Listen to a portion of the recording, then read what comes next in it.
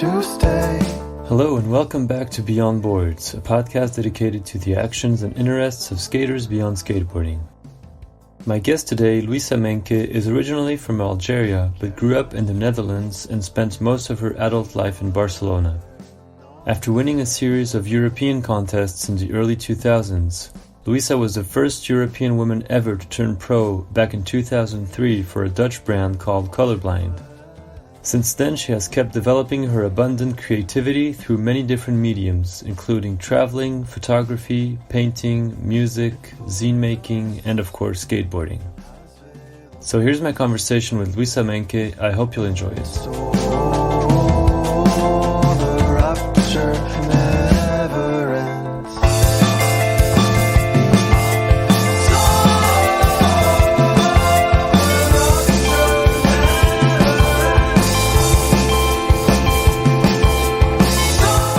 How long have you been living in Barcelona? It's been a long time, right? Like, I think you went there not long after finishing high school or something? Yeah, I mean, the first time I moved to Barcelona was in 2003. So, like, almost 20 years ago. You were like, what, 18, 19? Yeah, around 18. There? Okay. Yeah, I just finished high school and my mom wanted to move to another city. So we were basically moving away from our hometown when I finished high school. And then I had no idea what I wanted to do, like school-wise. But like my mom, she's a teacher. So she always thought it was really important to go to school. So like I didn't know what to do. So at that time, I was just going to all these contests, and I won all these European contests. That's right, yeah. And I graduated from high school, and then my mom moved to another city, so I like lost all my comfort zone, basically. And some of my friends moved to Barcelona, and they had a room extra, and they kept calling, going like, come on, you can live here with us. Okay. And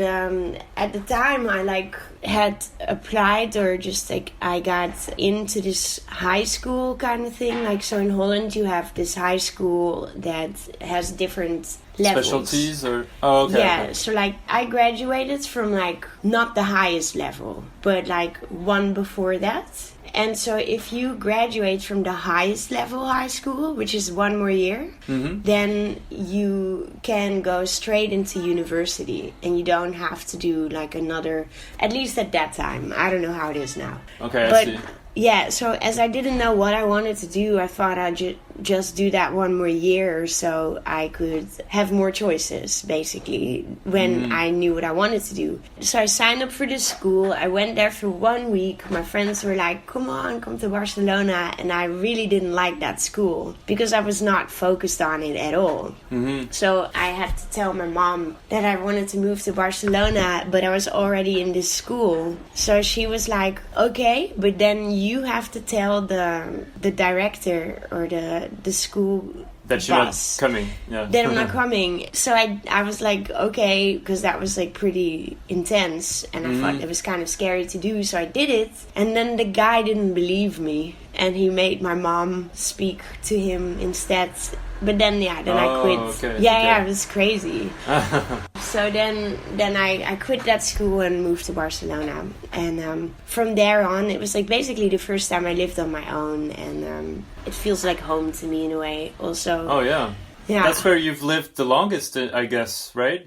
I mean, when I moved there then, I would always come and go. And I was like basically living nowhere and everywhere, you know? Yeah, okay. And then, like, I did that until 2009. And then in 2009, I went to art school. And I moved back to Holland.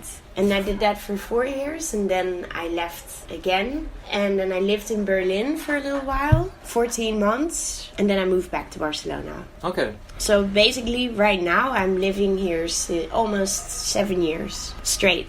Which is the longest I've ever lived somewhere else to the Netherlands. Yeah. Okay, nice. Yeah. So let's bring it back a little bit to when you were growing up, and can you tell me a bit about like how you found skateboarding at a young age? Because I think you started skating around 13. And so you grew up in the Netherlands, which you just mentioned it before you went to Barcelona. And you also have Algerian origins. Yeah. And so, can you tell me a little bit about growing up and finding skateboarding? Yeah, so basically I was born in Algeria, and when I was 1 year old, I moved to the Netherlands with my mom, because my parents divorced. And so I lived in Holland, and then actually I had a skateboard before I was 13. You know when you go to the gas station and you get gas, and then you get these stamps, and then you can win something or get something after a while. Yeah, so that's how I got my first board. Really? From the stamps of the gas station. So it was like this Pro 90 board. I don't know if you know them. They're like these old Pro 90 toy boards. Okay. So that was my first board, and I really liked it. I guess I was like 8, 9, I don't know. But I had that board, you know, with the plastic wheels and everything, and then I loved it. And then there was like a neighbor in my neighborhood who told me that I needed to get rubber wheels so I would go faster.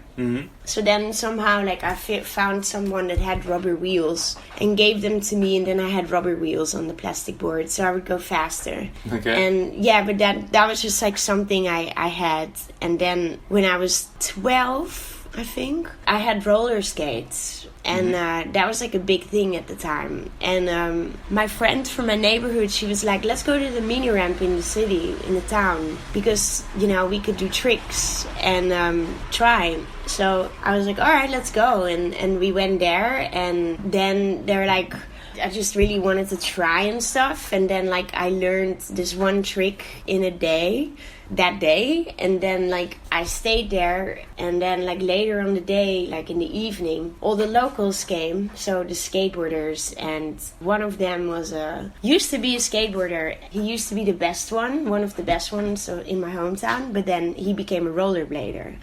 So he was really good at that, because that was cool then, you know, and he got into that. So he took an interest in me because he saw I just learned that trick, and then he was like, well, that's crazy, she just learned that, let's see what else she can learn, you know.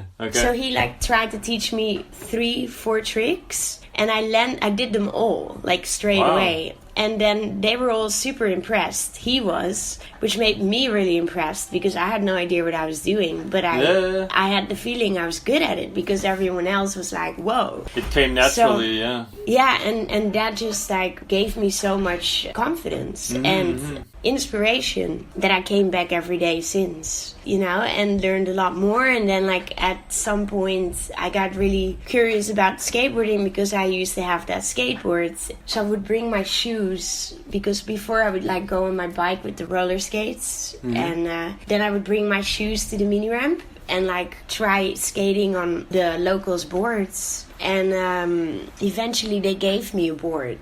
All of them had like spare pieces and parts, and gave it to me so I could learn, because like I really liked it. And they were like, all right, she gotta get that skateboard, because otherwise she's always trying to get on ours and we don't want that. Yeah, so it was really cool. So I had my first board, but it was like this like hookups board with slick. And like, was that the brand with like the ladies on it? The naked women, yeah. So my mom wasn't really hyped when I had that board. She's like, what is that? Like, I didn't like it that much either. I was just like, all right, shit. But I just really wanted to skate, you know. So I had that board for a while, and it had slick, so the picture didn't go away. Okay. So I tried to get stickers on it, but eventually my mom bought me a deck. Okay. Yeah. So you started skating around that time, and eventually like you started getting sponsored and doing competitions, but that maybe came a little bit later? Way later, yeah. And how was it perceived by, especially like your mom and maybe your other friends outside of skateboarding, that you were skating? Because I guess it wasn't very common at that time for a girl to skateboard. Well, the girl friend of mine I started with from my neighborhood, she was a girl, so she brought me to the mini ramp, or she wanted to go, and it was her idea. So we went there. So basically I was raised by a single mom. So being like in the 80s in a small town in the Netherlands, and like I was half Algerian, didn't know my dad, you know, like we didn't fit in society already because of all these things. Like, and my mom, she was strong, so she would, you know, work hard so that she could get me, you know, take care of me as well. Yeah. And so basically she was always working and doing her thing. And like I grew up with my friends that, like, for example, one of my best friends her mom was also a single mom and working, so we would either be at her house or my house. And so like when I started skating, she would come too at some point, and she learned a little bit too. So I was with 2 girlfriends basically when I started skating. Okay. And the one that brought me there, she got into rollerblading or stayed into that, and I changed to skateboarding. And my friend, like basically like my sister, she came and did it too. And like we were like these 2 little girls that we always out on the street getting into trouble. And so the skaters, the older ones, they loved us. So we were like their new like little sisters, or you know, like we would just be there, and we weren't intimidated by them. We would just, because we always hung out on the streets. So like, you know, they would say like, can you go get us this and this at the supermarket, and you can get an ice cream, and we would just feel like, wow, we just got free ice cream, you know. So like we would do that for them, and then they just took us in, and like it was really special and really cool. And like still, if I look back, I feel like that must have been really rare at that time, but it was just natural, you know. That's how it went. And they just loved us because like I got super into it, and my friend, she got into it too, but then she fell and hurt herself, and she was like, fuck this, like this is too painful, you know. Yeah, she was done. Yeah, and then she would come and hang out, but then she would get into other things. Like now she would say like, I wish I did it, I stuck with it like you did. Yeah. So it wasn't really an issue being a girl, and you were welcomed into the skate community where you were among other like guys skating and stuff. So yeah, so that's cool. Yeah, and they were all like 10 years, 12 years older than me. So they were like, we had a really great skate scene actually in my hometown. This is a very small town. There's absolutely nothing to do. But there was like a skate scene, a music scene, and that made the place quite special. Yeah, very creative, and okay. That's where you got all this interest for art and skateboarding. Yeah, and also like I played music before I started skating, so I had guitar lessons when I was like 12. So some of the skaters, they were musicians, so they played guitar too, and so we had like another connection there. They would really be psyched that I played the guitar. Yeah. So that was like a double, that was cool. So how did sponsors start coming into the picture? Because you told me before that you eventually did some contests where you performed very well, and then you turned pro in 2013. I'm skipping ahead a little bit, but... No, I turned pro in 2003. Yeah, sorry, I meant 2003, yeah. I was 10 years short. Yeah. In 2013, I graduated art school. Another way of turning pro, yeah. Yeah. A different thing, turning pro in society or whatever the hell arts. That was. Yeah. So like, I got into skateboarding like really a lot when I was like 13, I guess. And then like I had some friends from my hometown that we would just go skate all around the country, or like we had this train ticket and we could go around the country and go to all the spots and skate parks. And then like there was this city nearby my hometown, like an hour away, and it had a skate park. So like we had to drive there, so like we needed to get either by train, or some of the local skaters would drive, or like some of our parents would drive us, you know. And there was a contest there one day, and so they were all like, yeah, you should compete.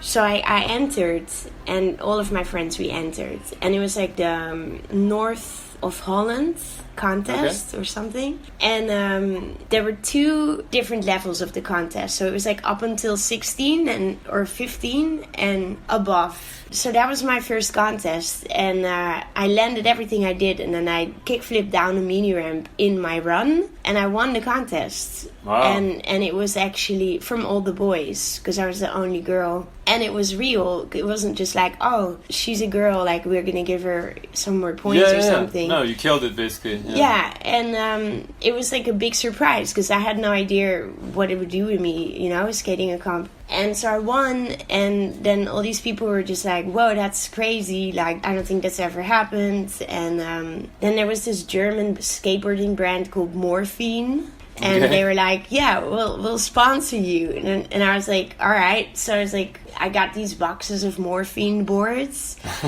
And Wow. then I had a skate shop in Holland, Burnside. They sponsored me then too. Okay. So I was like 14 years old, and I had the board sponsors and the shop sponsor that would, give me things. And it was really cool. And then at some point, like, all my friends got into hip-hop, like, a lot. So, like, everyone that I skated with from my age and the older, like, generation, they would come and go because they had to, like, work and stuff, Yeah. So, but the people from my age, they were like, all of a sudden they would all get into like hip hop, like breakdance, graffiti, rapping, and so they wouldn't really skate anymore. And then I would be there and I would get quite bored because like I missed hanging out with them. And I liked hip hop too, so I just started hanging out with them and then barely skated and got super into that. And I was like maybe 15.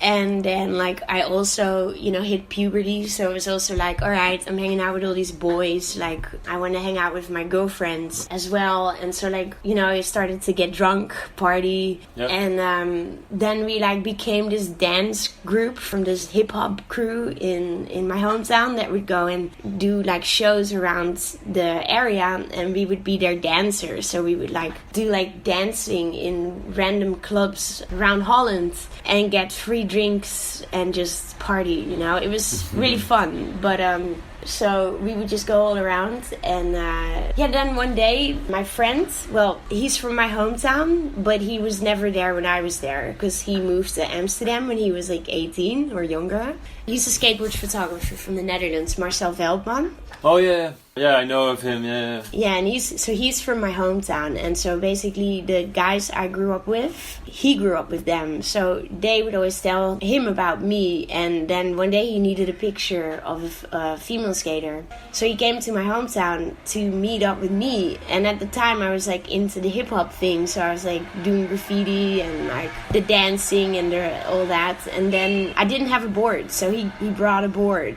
Okay. That day we went and shot pictures, and we got like a bunch of pictures in one day. And so we hung out, then we went to the bar, and he was there too, and we partied, we got along. And then the interview came out with my pictures in this like small magazine in the Netherlands. Right. And at that time, I think like it was right before these European contests started having female skater contests, like separated girl contests. Okay. From Soltec, like the ethnies contests. So yeah, then I had that interview in a magazine, which was cool because I had never like been in a. It wasn't really a skate magazine, kind of, but then it was just kind of cool because he lived in Rotterdam at the time, so he's like, "Come to Rotterdam, we'll shoot more pictures." So I went there with some of my friends from my hometown, and we stayed at his house and shot a bunch of pictures and like saw like all these cool spots and skated Rotterdam. And then there was this store called Left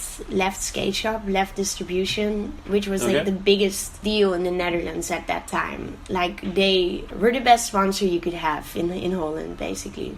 Okay. And they would go to all the contests in Europe, and so they wanted me on the team. And I was just kind of like, whoa, I was kind of intimidated because they were like big, and then they were like, we want you to come to skate these European contests, but that means that I had to like go in the van with like 10 dudes. Yeah. They were like all from Amsterdam and Rotterdam, and like I didn't really know them that much, but Marcel was there, so like I just kind of felt like, all right, so then you have to watch me, because like I was young and a woman, so it was like, yeah, it could be a little like scary or yeah, but I really wanted to go as well. So so I went with them, and then I won a few of those contests in a row, and that's when I got like all the other sponsors. Coverage and yeah, because that's how it used to go. You skate the contest, and that's the only way to get to get in media, like coverage in a magazine or stuff like that. Because it was a small industry. So yeah, that's when it all started. Like basically I won 3 of those contests in a row, and then I could just choose. I had a lot of offers coming to me.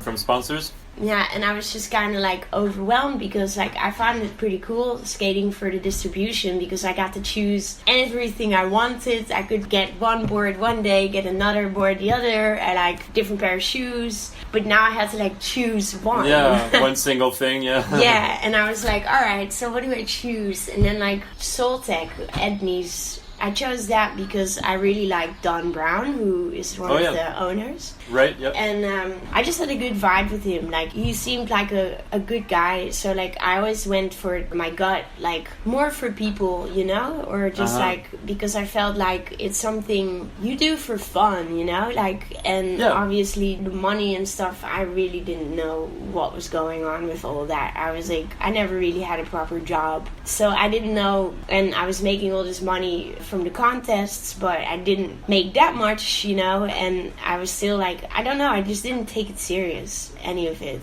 I just never did at the time. I didn't really take anything serious for a long time. So I just did what felt right and went with that, and then that felt good. It worked out, and it worked, yeah. Worked out great, yeah. You turned pro. You were the first woman ever to turn pro in Europe, which is a big accomplishment. And so the brand you turned pro for is called Colorblind. Is that a Dutch brand, or I'm not sure where it was from? Yeah, so basically the guy that ran Left Distribution, his name is Mish. He started this brand together. I'm not sure if he started it with Peter, you know, Bada, the artist. I don't know if he started it with him or I don't know. It's like the Dutch skateboarding team, and Rieger was on it back in the day too. And before he got on, like he was skating for the firm, I think. After he had his first board on Colorblind, and then went to the firm. Anyway, so like I got on that team, but like as I said, like I didn't really take anything that serious because I didn't really understand any of it. So I just wanted to skate, you know. I never yourself. Really. Yeah, and also like being so rare as being so few women out there, like I didn't really know how to place myself. You had no one to ask advice from or stuff like that? Or? Not really. I mean, there were women around, but like it was just so rare and so small. Like, you know, you had like Alyssa Steamer and Jamie Reyes and Jessie Van Rookhout. That were the only female skaters I had seen in magazines in my whole life. There were 3, you know? And they were far away, so... Far away, but there were at least 3, but 3. Yeah. And they were American. Jessie's Canadian, but like North American, all of them. And like I was out in Europe, and it was a whole different world, you know. So like I just didn't know how to place myself. We don't know the guys, and I just did me. So yeah, they wanted me to put me on the team, and then they had asked me if I wanted to be pro, and I said no because I just didn't feel like I was worth it. I don't know. I just didn't want to be. I don't know what it was. I just didn't want it. Okay. And then I went to move to Barcelona, and one day I had a package, and it was funny because it was on my 19th birthday. I remember. And I got this package. I was like, oh, cool. I'm getting all this. I would get trucks and stuff, you know, like for skate material for being there. So I went and picked up my box, and then it had like all these boards with my name on it in it. And I was like, they made me pro, and I loved it. And that was cool. And I guess like my sponsor was more aware of what was going on than I was. And so he just put my name on the board anyway, even though I was like, nah, you know? And that's cool. That's a cool way to find out you're pro, just opening a box and finding your it was your a really cool 19th birthday present. Yeah, that's pretty sick. Yeah, I'm thankful for him to make me pro. Believing in you and giving you a chance. No, he definitely knew what he was doing. So you were skating for Colorblind, and you also mentioned Etnies. I think you were sponsored by Carhartt also for a bit. Maybe that was a bit later. I'm not too sure how all these kind of work together, but... Yeah, Colorblind, Carhartt, and Etnies, and then Rockstar Bearings from New York. It's a company that was made by Harold Hunter. He wanted to get a girls team together. It was like later on, like 2005 or something, like right when he died. Like he hit me up and then he died the next day. Really? Oh, Yeah, wow. it was crazy. So I had never met him, and then like the co-owner was called Adrian. He had a skate shop in New York, so he was like all obviously completely shocked because Harold had just passed, and he told me that he wanted to put down a girls team, and he had like asked Evelyn as well from Belgium, Evelyn Bouillard. Yes, yes. Yeah, so they had like at some point they invited us to come to New York and just skate with them, and we went, and that's like I fell in love with New York and just like stayed there for a long time. So that was really cool, and that was a really nice change because back in when I started to go to New York, like I would skate with friends of mine that were on the team. There were girls, one girl from Mexico called Myra Gallegos. She was a really good skater, and this other girl from New Jersey, Lorena Lima. Mm-hmm. And we would just skate streets and skate New York and skate the streets. And for me, that was a whole new experience because I got to skate with women that were like on the same level and inspired me to skate, and we were all into street skating, and just like it was so cool. So like these were like my favorite times because we got to go on a trip too, and it was like mixed. We had women and men on the team, and it was so cool. Yeah, it wasn't just like one girl and 10 dudes or 2 girls and 15 dudes. It was a good mix. It was a good mix, yeah. And everyone clicked too. It wasn't, I don't know, it was just natural, you know? Yeah, it felt right. Yeah. Before we talk about traveling and stuff, more about traveling, I'd be curious to ask you when you started getting interested in photography, because you've been doing that for a while, and then later you went to art school, but I'm not sure if you studied photography over there. Maybe you focused more on like painting and stuff. But yeah, so when did you start like shooting photos and everything? Was that pretty much around that time when you were doing the contests and turning pro and everything, or did that come a bit later maybe? Well, the first camera I bought, I remember it was, I think 2001 or 2, I don't know. But then the digital pocket cameras came out. They were new. This was like a whole new thing. Like, I remember being super excited about it because, you know, you could never see your pictures. Yeah, with film, basically. Yeah, you were never able to see your photos like immediately. So for me, it was like magic. It was like, whoa, you can see what you shot like immediately. Crazy. Yeah. And so like they came out like 1 megapixels around 2002. So like when I won this contest, I bought one. I bought one of those cameras. And with that camera, I started basically to shoot all the parties I went to. Mm-hmm. And it became like a memory capturer basically from our parties. And then I like ended up making a website, which was like really not doable at the time. Like, but I had a friend in my hometown. He was like really good into computer stuff, and he knew how to do it, so he made one for me. And then I could like upload. I could do like, for example, Paris contest in Shell, and then page 1, 2, 3, 4, and then like put all the pictures up, and so that everybody could see them, like everyone in the pictures, you know. So it was like basically before Facebook and social media and blogs. I had one. And I used that pocket camera as a memory catcher, basically, for all of us that I was with.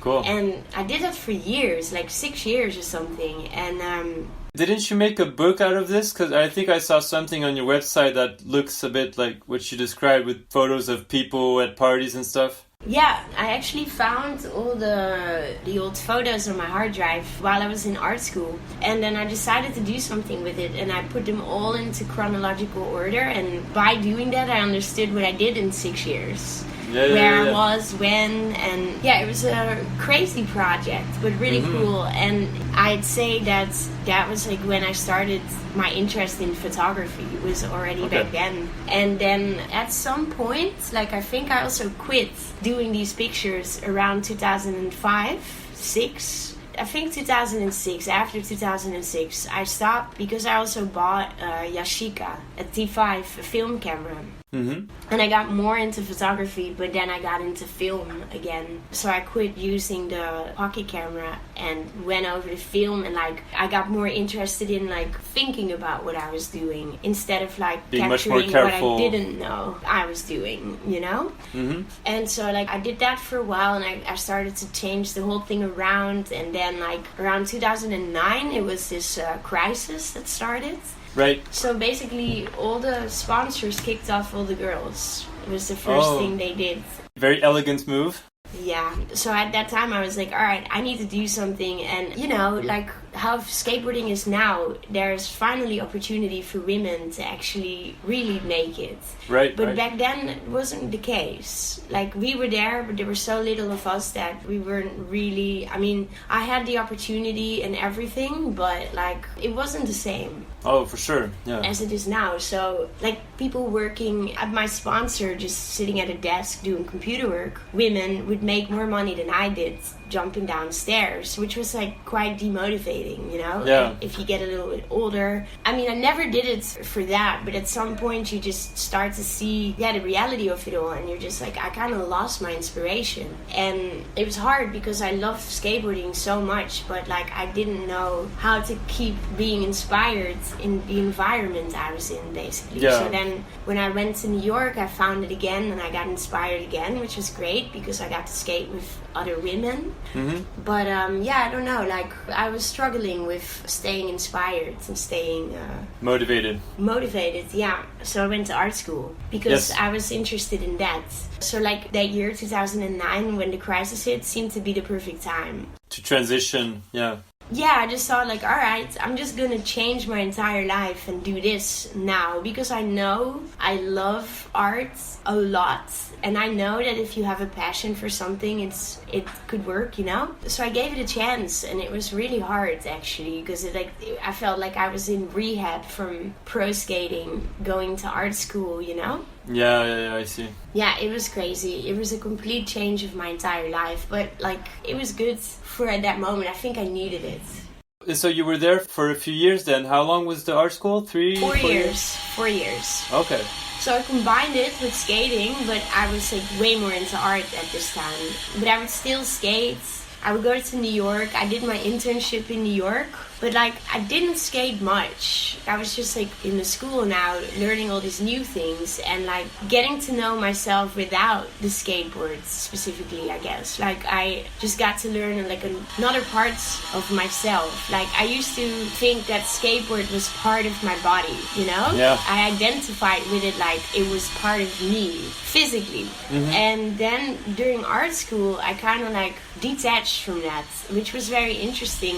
So, like I said, it was like rehab from pro skating. I think I was, like, fully addicted to skateboarding, and it was, like, all I could think about and do for a long time in my life. Mm-hmm. And then it was really nice and refreshing to, like, see all these other things that were out there, you know, and see, like, you know, I always felt like skateboarding was my expression, like music was, but I never shared that back then. But skateboarding was, like, my way to express myself. And then I started to go to art school, and I was like, wow, there's so many more ways to express yourself, and it's not that, like, small, you know. There's just so much more open. Yeah, so many opportunities. And, it's like infinite opportunities. Skateboarding is really amazing, but you do have rules somehow. Yeah. You know? Unspoken rules, yeah, for sure. And I just remember having this thought of, like, all right, now I can get to express myself. I need to, like, skate spots that I like. You know how you express yourself in the city, skating down the streets or doing things, and then choosing a song that you liked. That was, like, a way to express yourself. Yep. But with art,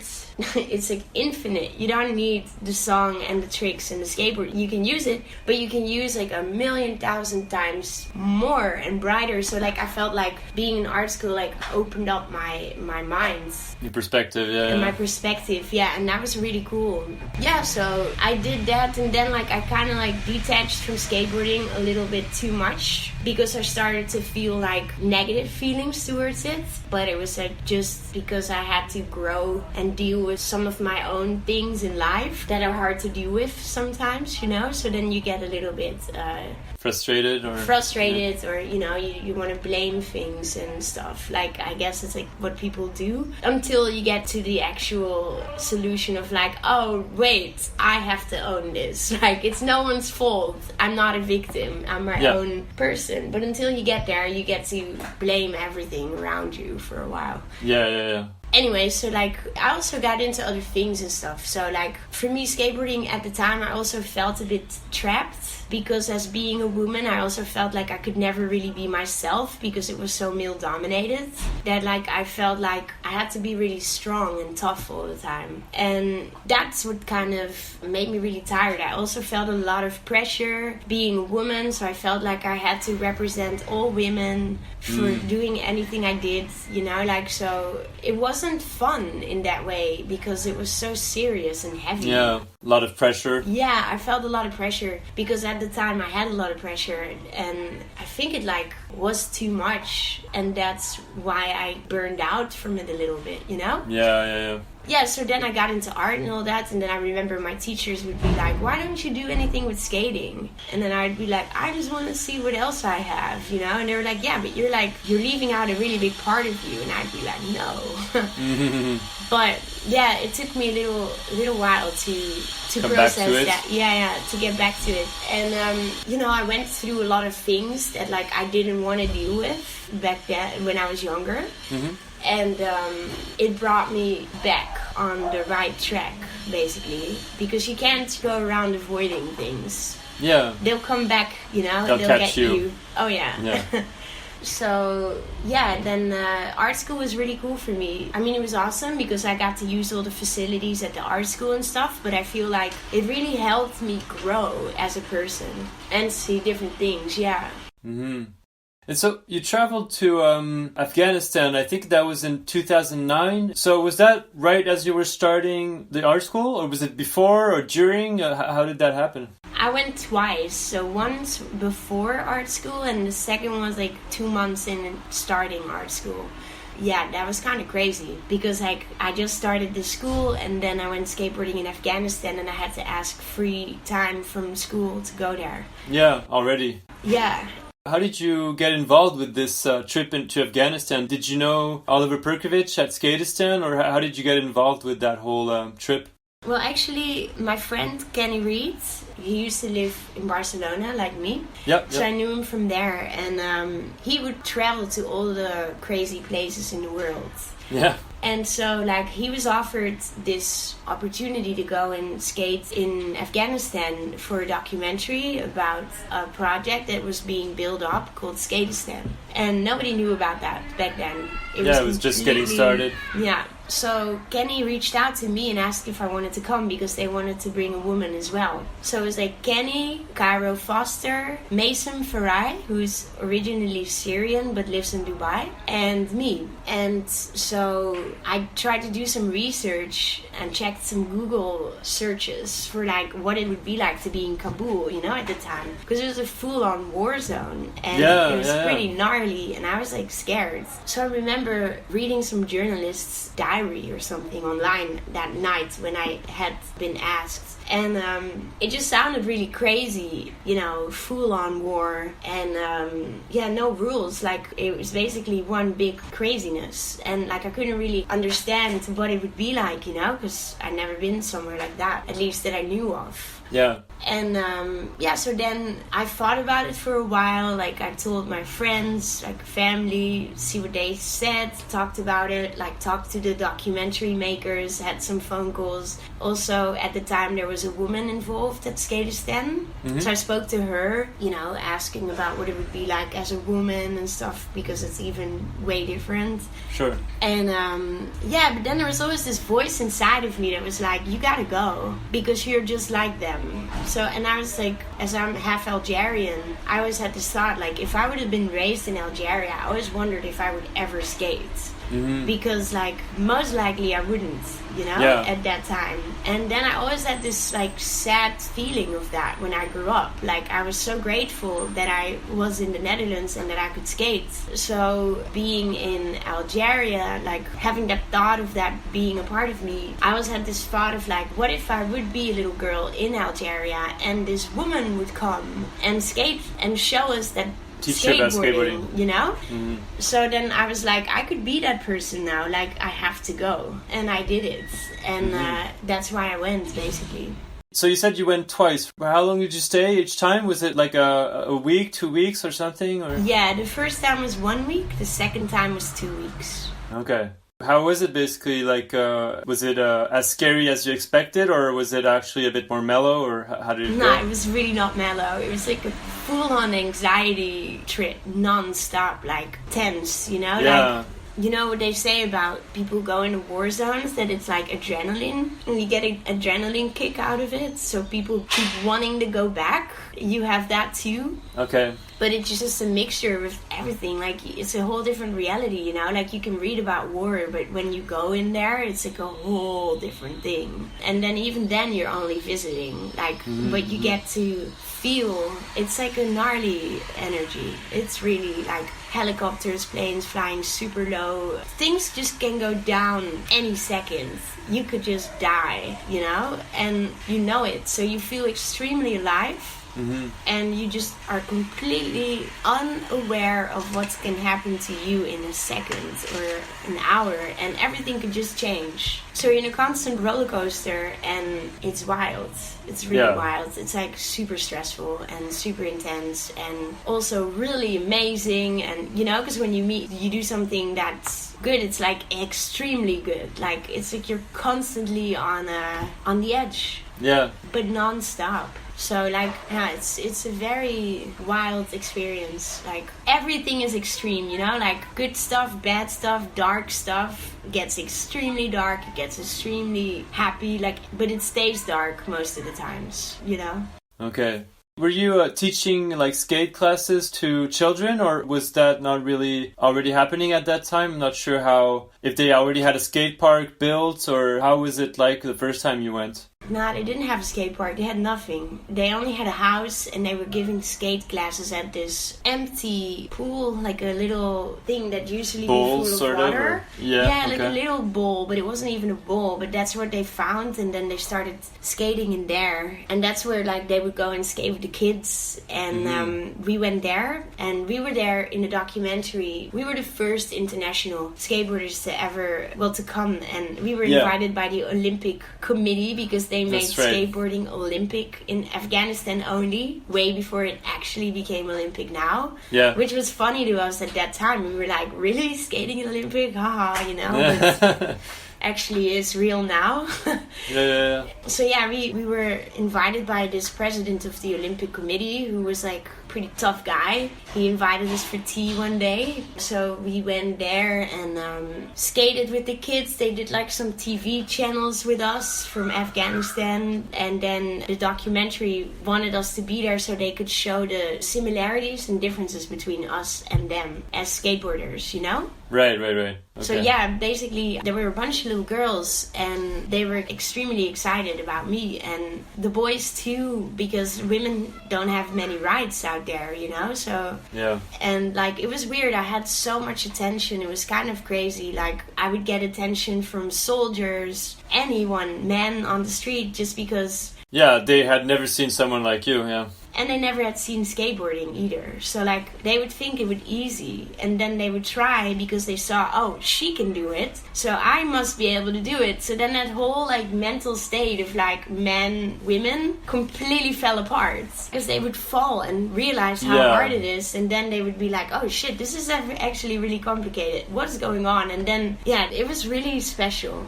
Yeah, you blew minds basically. Yeah. Yeah, they wanted me to skate. They didn't care about Kenny. Like, you know, like, it was weird, like, because I was in an environment where everybody wants to always see, like, the pros, right? Like, and here it was just like, nah, you do a kickflip, you do a trick. Everybody wanted to see me do it. Yeah, and like, can you sit down and let Louisa skate, basically? Yeah. They just wanted to see the woman do it, you know? Like, it was really crazy. But it was cool, too, because then magic happened. You know, like, minds changed, and it was beautiful. But also it could get real dark, obviously, and men would get really angry. I had both experience, but you know, the good wins. Yeah, of course. Yeah.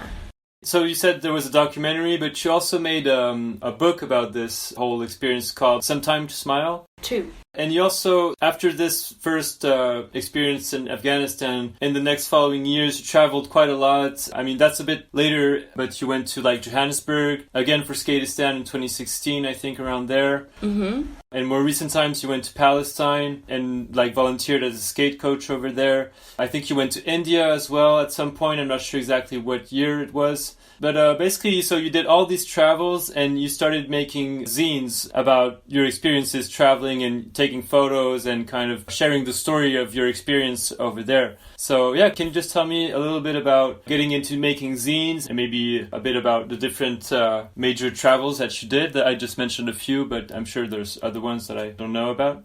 Well, basically, after I finished art school, my plan was to move to New York and get an artist visa. Oh, yeah. So I had like the money together, and that was my plan. But then when I finished art school, I was like so tired from 4 years of that I was just like, fuck, I don't want to go and work more hard, you know? I need a break. So I ended up buying a ticket to Indonesia, a one-way ticket, and went with some friends, and we went to Indonesia, and then I traveled through Asia and Australia for 6 months. So like I went from Bali to Malaysia to Singapore to Australia, and then I was in Australia for 3 months. And then while I was in Australia, my friend Lisa Jacob, she saw I was out traveling on Instagram, and she was like, what are you doing? And I'm like, I am traveling, you know? And then I told her I was in Australia and I was thinking about going back to Europe because I had to go to my friend's wedding, my friend Chris Fanner's wedding. Oh, yeah, of course. And I had a photo project also with a gallery in Rotterdam that I was going to do. So I had to go back in the summer. But until then, I had this plan to like go back either through India, Cambodia, Nepal, or something else. I can't remember. So I asked her like just over a message, like a comment on Instagram, like, do you want to come? Mm-hmm. And then she was like, okay. And then we just met in India at the airport randomly, and we had no plan. And then I sent a text message to this girl that my friend knew, that's a girl skater in India. Okay. And she happened to be an hour away by train building a skate ramp, a concrete ramp in a school for street kids. And we're like 1 hour away. So we went there and helped build this ramp, and had a really special experience with the locals? Them. Yeah, and then ended up going with her to Bangalore and stay at her house for a week. And yeah, it was a super cool experience. And then after that, me and Lisa went to Nepal. And then nice. I went back to Europe. And so that trip was really cool because like it was so random, and it also made Lisa get into making parks, and she's doing that a lot today, and it's incredible. With I think Concrete Jungle, or I'm not sure which NGO she's working with, but yeah. Yeah, she's killing it. Yeah. And then like I went back to Europe, ended up living in Berlin for 14 months, and then like moved back to Barcelona, and then there was this opening of the skate park in Johannesburg. For Skateistan, yeah. Yeah, and this agency from Berlin wanted to do a documentary about it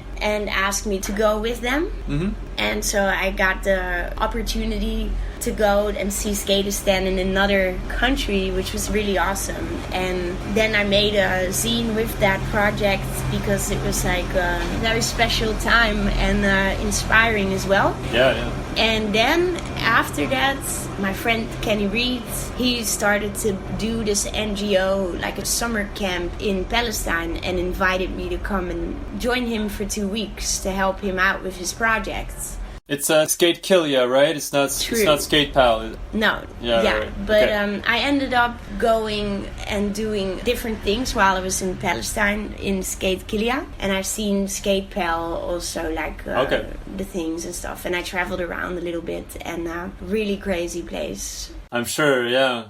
It's a kind of a silly question, but was it gnarlier sort of than Afghanistan, or how did it compare? Obviously very different situations, but very conflicted zones, so... Yeah, you can't compare it, but in my opinion, for me, in my life, I think Palestine was like the most confusing place I've ever been. It changed me being there because it's like you get to see humanity at its worst. you know? Mm-hmm. And you also see them at its best. You have it all, obviously. When you see something bad, it's also the good in there. But like, it was just like a conflict that I just goes beyond understanding for me. I don't understand these things, like, you know, it's just so crazy. And, you know, it has to end. But like, it doesn't. And it hasn't ended for so long already. It's been going on and it continues to be. And it's just like, it blows my mind. It's so crazy. Yeah, that place, that was 2018 when I went there, and a few months after that I quit drinking. Oh, right. Yeah. So yeah, it definitely changed me, that experience. Yeah.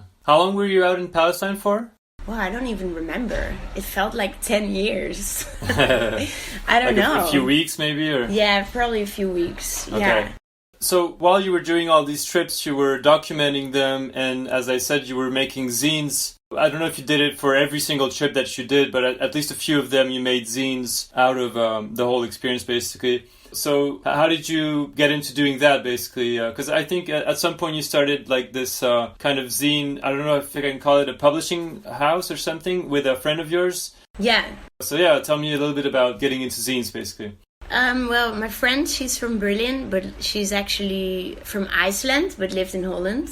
And we worked together on the Party Pictures project. Oh, yeah. She's a graphic designer, and we became really good friends. And we both have this interest for making zines and art, and so we ended up doing that. It just seemed like a good idea, you know? Yeah. And it's really fun. We haven't really been doing much lately, because like I moved away. We started that when I was in Berlin.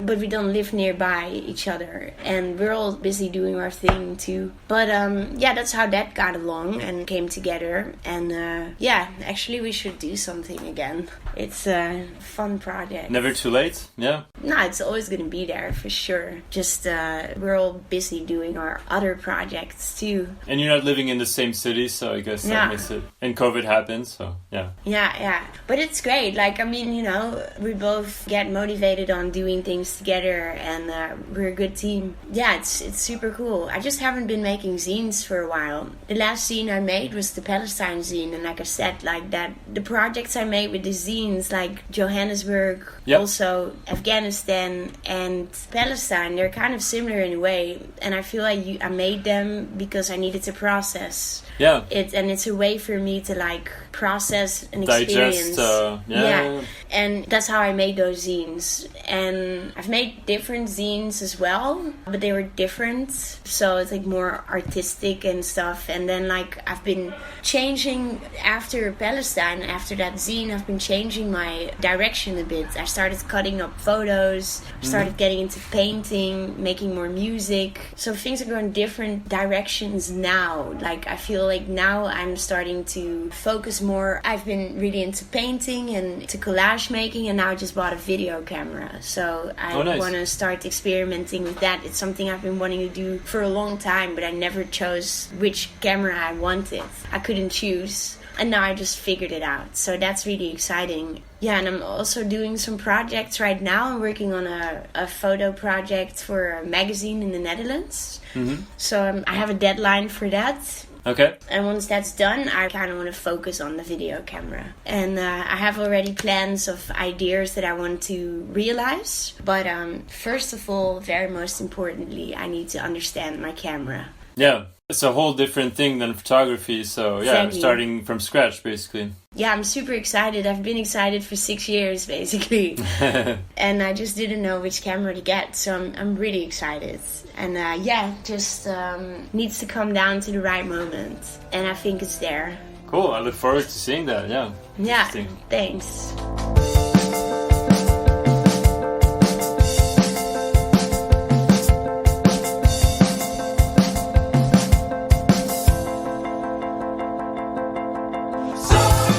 So I just have a question about pushing borders, because I saw that you went there to the first edition in London. I think it was in 2018. True. And so you were on this panel with other like legendary women skaters like Alexis Sablone, Alyssa Steamer, Lucy Adams, maybe a couple other people. So I just wanted to ask you about how did that experience feel for you, and basically what did you take with you from it? It was great. I really enjoyed that event because like there's all these pieces of puzzle, you know, that I have. And like I felt like when I went into this event, I got to piece a lot of pieces, put them together. Like I felt like when I was young, growing up skating, like as a kid without the sponsors, everything was like natural. But once you get sponsored and it becomes like a professional environment, even though it was like a crazy industry at the time, like something changes, you know, like because it's like it's not like just fun anymore. It actually is more than that. And I partied a lot. I was young. I had no idea what it meant, what I was doing. I didn't take anything serious like that, at least like career-wise or anything. I didn't care because I felt like maybe now when I look back, I'm like, all right, maybe I didn't care because that was a good way to protect myself too. I don't know. But it worked for me like that. But then there were a lot of things I never learned because I was always just like partying and not really there. I wasn't really present. So everything just happened and I wasn't processing it, anything, just like continuously moving, you know? And it was really fun and I had a great time, but like I didn't really know what I was doing at all, you know? Yeah, you couldn't realize it on the moment. And yeah, and I was also like, I had my other times, I would like do things different, like go to do a study here and there or like some school, like some kind of courses. I always did that, but like I was always so into skating, you know? That was everything to me. Yeah. So yeah, when I went to that Pushing Borders event, it was really cool because like I learned a lot of things there in that event that like I hadn't thought of in so long. And it was really cool. Also the other panels they had, like it was really inspiring. Like a lot of things I was like, wow, that's so cool. And yeah, I learned so much from that event. Also about myself and my own perspective and looking back, like back in the day, you know, when you're like the first or a pioneer, like one of the very few, you don't know what's happening because you just do it. Like, yeah, you might be rare to be like one of the very few women in the time and people around you are like, wow, that's so cool, but you don't know because you're just there. You just do your thing and you happen to be there and you don't understand that it's special because you're just you know? And so when you look back and you see, like when I was at the event and like, I don't know, like over the past few years also, it's not just that event. I think around that time is when things started to change. Like society started to open up about sexism, about racism. Things started to be talkative, you know?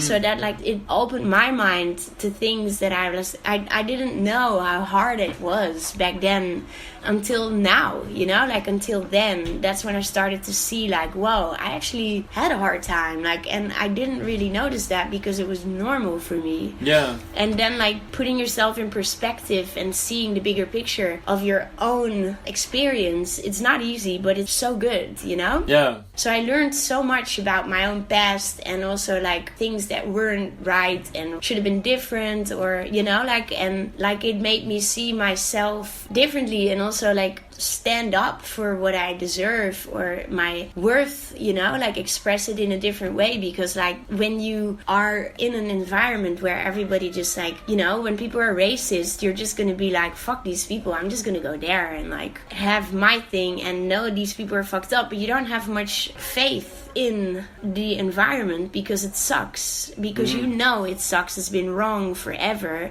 but even the big people in charge, they pretend that it's fine, you know? So when you grow up like that, at some point you just go your own way and you don't give a fuck anymore because you know it's different, but it becomes this sad thing. But then when everybody starts talking about it and like it actually becomes a thing again, you can stand up and like you wake up and you're like, oh wow, I almost just, you know, got into this like haze of like acceptance almost. It wasn't like I accepted it, but like I guess I accepted it for what it was because it was in the past. You know? You made your peace with it. Yeah, kind of. And I don't think it's good to make your peace with things that are actually an issue, you know? Even though you can fight something forever and then feel horrible about it and be miserable in the corner, like, you know? Yeah. I mean, it's still there. It's still an issue. Like, sexism is still an issue. Racism is still an issue that we're going on every day. And it's a really big issue, too. And still, like, it's not being understood. And for me, like, last year,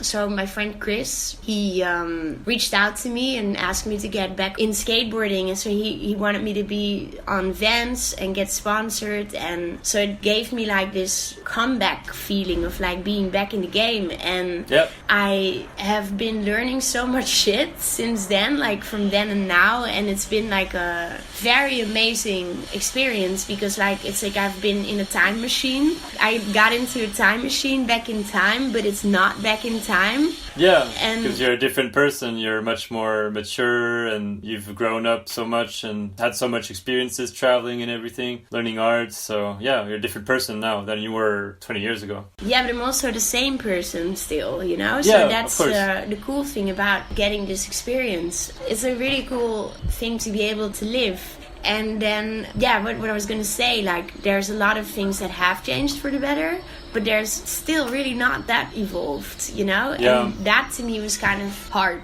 And I try to stand up, but it's really difficult when you just, you know, you're part of something that you were just part of, and then you realize like, oh, okay, should be going differently, or that should be going differently, and still it's not. And then like I feel kind of like frustrated about those things, and then I'm like, what do I do? Like, should I stand up and change it? But then is it like what I want to do or not? Like, so I'm being confronted with these things a lot of times. And it's difficult because like it just shows that like little has changed still. And there's still a lot of progress to it blows my mind. Because very little has still been changed, and if I try to explain it, people still don't hear it, you know? So that's kind of crazy, and I don't want to be preaching things either, but like I'm trying now to like somehow make a point, so hopefully there will be a change, you know? But it's it's weird.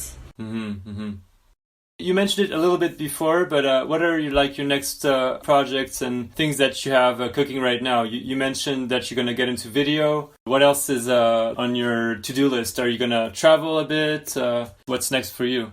Well, actually, I really enjoy being here right now. So, like, I don't know, like, I'm planning to go to Portugal next month for a week. That's going to be exciting because I've never been there. And then, I don't know, I'm like, I have some projects lined up, but I don't have to go anywhere.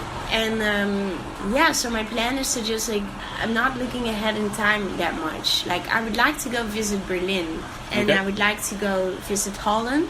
But, for right now, I'm very much enjoying being here in Barcelona. And I just got my own place a couple months ago, and I'm just loving it. Cool. Yeah, I don't really want to travel because I really like being home. You just settled down, so you want to enjoy it. Yeah, I understand. I really enjoy it. So I just want to do things from here because I'm comfortable. Yeah. But like my plan right now is to, like, I have just gotten a piano like a month ago, so that's really exciting for me.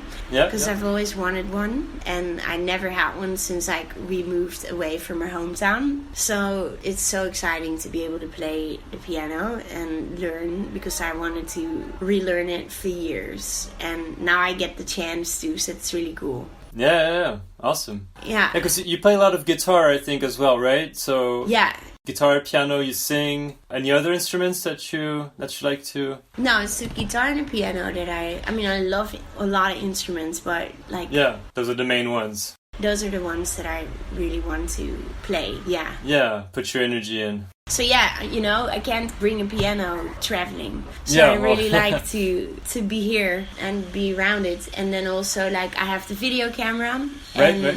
So that's what I'm also gonna explore and try to work on, so that I know how to use it, and then I can start doing projects with it.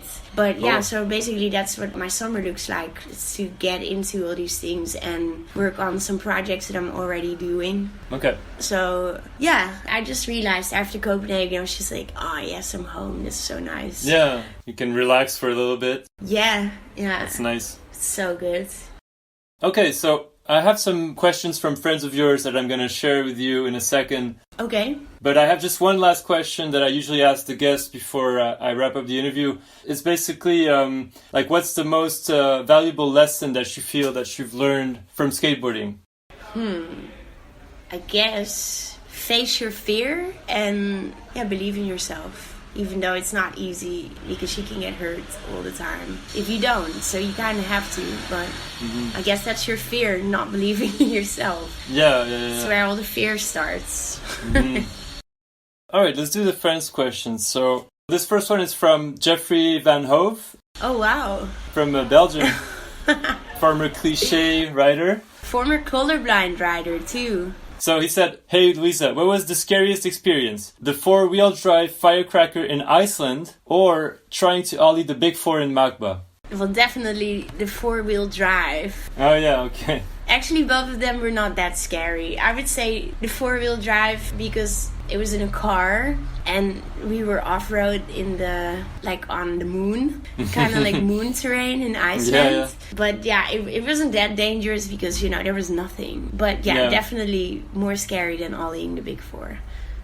All right, so next question. This one is from Kenny Reed. So he said, what's one of your best memories from Afghanistan? That's a good question. So when it was the opening of Skateistan, the skate park, there were like all these young girls. They came to me and they started to complain. They were like, "There's too many boys skating, Louisa.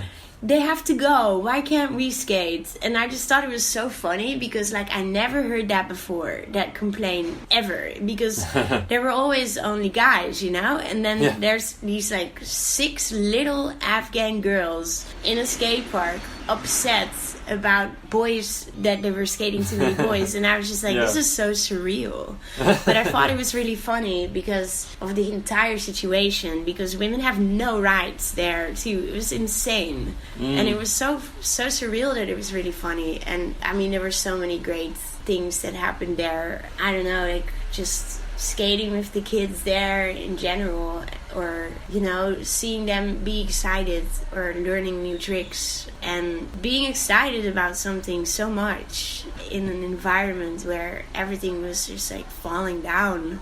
Yeah.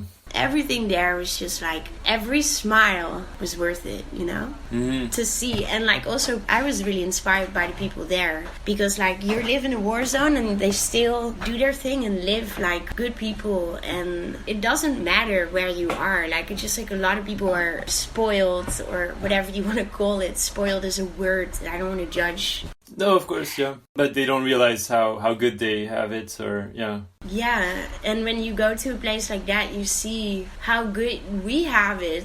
And also, if you have it not that good, you can still have it good. And that to me was really inspiring there, to see people, no matter where they are, it doesn't matter where you are, because you could still, I don't know, find peace or something. And then it's just so powerful to see that in a place like where it's a full-on war. And yeah, that inspires to not be a victim. Yeah. All right, this next question is from your friend Petra from Forgotten Fan Clubs. So she asked, what country would you choose to travel through if you could only use your skateboard as a means of transportation? Okay. Pretty random. What's the smallest country in the world?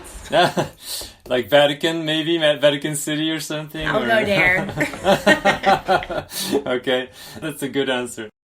All right, this next one is from Casper van Lierop. I'm not sure how to say his last name. Yeah, van Lierop. Van Lierop, okay. Yeah. So he said, you have been skating for a long time, and you were a girl skateboarding in a time where that was rather rare and not as big and as supported as today. First off, thank you for being you and doing what you did for over 20 years. I assume it may not have been easy for you. You have always been an inspiration regardless. I look back at all our sessions and interactions with a big smile. Thank you again. Anyway, I assume and hope things are much easier now. But what are things skateboarding as a whole could still do better to support you and girls in skateboarding? Well, it's basically involve the women and...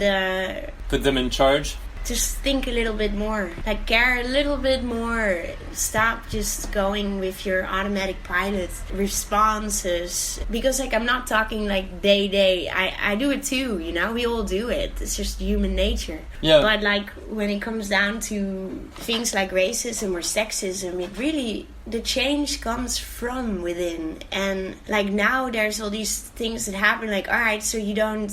Like, I don't really want to fight for it, you know? Like, I had to be strong and fight for it for so long back in the day. I don't want to fight for being who I am, you know? Yeah. I don't know, I don't like the energy of it. It's exhausting. And I don't think we need to fight for being who we are. We need to be able to shine. So take the simple step, you know, and involve women, involve the ones that lived it, involve, you know, listen and don't doubt it. Because we know. Why do we have to go on ancient ways? Like, it doesn't work. We just know that it's really not working. Yeah. And then we don't have to be an extreme female dictators all of a sudden, or like, you know what I mean? Like, there doesn't have to come from any of that, like, fighting mentality. It's just how it should be. It's like a natural thing to go, how I always thought it was. Yeah. But yeah, that could definitely become better. Because even the friends that I have that work in the industry and are women and are fighting for it, they're also suffering because of exactly this. Because they always have to fight, you know? And repeat themselves over and over and over again. And it's just like... frustrating. It's so frustrating, yeah. Yeah. It's evolving, but it's not evolving fast enough, I guess, yeah. And it's also this other thing, like, people want to be important themselves. And I don't know if it's just with skateboarding, there's more industries like that, but they just, like, want to be a part of it so bad themselves that they don't want to give their spot away or share it. Yeah. It's weird. It's like art scene has that too, you know? Yeah, well, people are protective of their own little spot or whatever, yeah. Yeah, it's weird because it comes from fear and therefore it never really brings good stuff. It's a defense mechanism. Yeah. And in this case, it's like you look at women skateboarding and you're like, okay, there's a bunch of women out there that are skating, but how do we know them? It all comes from like social media statuses or followings, or it's like so small and so little, and so it still needs to grow so much. And the women that were there before, there's such a big gap between them too, that it's like, I don't know, like there's a lot to be, I think it's like a lack of education too, and yeah, a lack of education, a lack of exposure, because then now women are being exposed, but like, you know, then it's all American, only American viewed, like America is like doing exposure on women, but it will always be Americans that are being exposed. Mm-hmm. And there just needs to be more of that, you know? Like, I've been thinking about doing it in Europe, but like I'm trying to think of in which way I would be into that stuff and how do I get inspired so it won't come from a place of anger or frustration, you know? Like, I want to do it, but I want to find the right way. Mm-hmm. Because I think that's what the real lack is. The lack of exposure, lack of education, lack of understanding. And that comes because it's a male-dominated environment, that men are still in charge of all these choices and things that they just really don't know. And then they don't listen enough because they don't understand it enough. Because they're just a different kind. Yeah. It's just different. And then it's the same too. So like, you know, how many times have I had to like explain like, oh, we shouldn't do exclusion because inclusion should mean we should be together. But how do you do inclusion if inclusion doesn't exist yet? So like, and that is like another deeper level of the whole thing that is being misunderstood, because then the men have to maybe think at themselves and doubt themselves of like, oh, maybe I am sexist, or oh, maybe I am wrong. And no, I don't want to go there. You know, like, yeah. I had to do that with myself too, and I'm a woman. So like, you know, they should look at themselves in the mirror, and it's hard to look at yourself in the mirror. Yeah, it's difficult. That's why it's like this, I think. Yeah. And it's like mostly the education though, like, because if you explain it properly, people everybody get it, will be agreeing, you know? This question is from Anthony Clairval. Okay. Let's see. He said, what do you think 13-year-old Louisa would think of skateboarding today? Wow, that's a good question. I have no idea. I would probably still like it, but I don't know, maybe not. It's like so different, like Exactly. life is different. I can't really answer that. 13-year-old me today would be a different person, so like, I don't know. Okay. He also asked, who is a young skateboarder, guy or girl, who you feel is doing things the right way? And he put right under, how do you say, columns or something? Or Like, who do I think is still a skater? Like, how who's I like them? a young skater today who's doing things like the right way? I'm not sure what he means by the right way, but like... Yeah, there is no right way. Right yeah. and wrong doesn't exist. But I guess what he asks is like, who do I think is an inspiring young kid on young skateboard? skater from right now. I like little Henry from Algerian skate shop. He's a Brazilian skater. I think he must be like 15 or something, but he's still like super hip hop. Okay. And I think it's cool. There's a lot of kids that I think are cool, but then... Yeah, I don't know. I just came across Henry, but maybe it's also because Anthony asked the question. Oh, okay. Do you remember his last name? Oh, Henry Fisher. Fisher, okay. His dad's a skater from Brazil, and he's always been really rap. Like, so he's got that style from the 90s, but like his dad's. Okay. So it's funny, like he's super rap, but like made it his own, I guess because it is kind of his own, because of his dad. Yeah. Yeah, he reminds me of me when I was that age. And he lives in Barcelona? Yeah, his dad runs a skate shop called Algerian. Okay, cool. Yeah, I'll look him up. Alright, so let's see. This one is from, well, we mentioned her before, Lisa Jacob. Mm-hmm. Lisa asked, I know you were considering becoming a team manager for girls' skate trips. What would you do differently? And do you think pedagogical science studies should be a requirement on the resume to do a job like this? Yeah, I mean, that job is probably worth so much of your energy, especially in the times right now. I've always been more interested in people and in depth, like I'm not that interested in like, oh yeah, this person did this, and this, or like does that and that and that, like in the sports way. Yeah. I mean, it's cool, and I was into that back in the day, but I'm not anymore. Yeah. I'm just interested in what's the inspiration this person has, or what is their story, and why do they do what they do, and are they, like that's what inspires me. Mm-hmm. And so like when you are a team manager, you're dealing with people, but you're dealing with people that need to do the best tricks, right? Like, or get productive. So like you're dealing with pressure too. Yeah, it's a funny question. I mean, because they say skaters are like children and you're babysitting a team. Yeah. So yeah, for sure, in that case, it would definitely be helpful. But I would say you need to, like, if you really, really need to do it, you need to be a psychiatrist. That's my point of coming from depth and like being more interested in the people.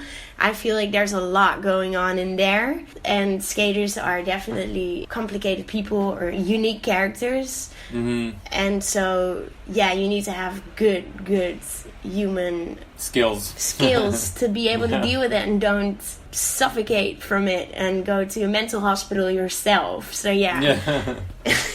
I've heard that a lot from people I've had on the podcast that have been at some point team managers, and it seems to be a tough job sometimes. Yeah, I'm sure it can be challenging with like young skaters that can be, a bit crazy or a bit all over the place, a lot of energy and want to party all the time and stuff. It must be challenging for sure. Yeah, no, for sure. I mean, I don't know if you don't need that study, but you can probably, it may be of use, but like I said, like I think you just need a lot of human skill. Yeah. And whether you go and study that or not, like I guess you can have psychologists that studied for 10,000 years and still don't have the skill that some people have that never studied it. So like, yeah, I do think it's a heavy job. Yeah, for sure. Yeah.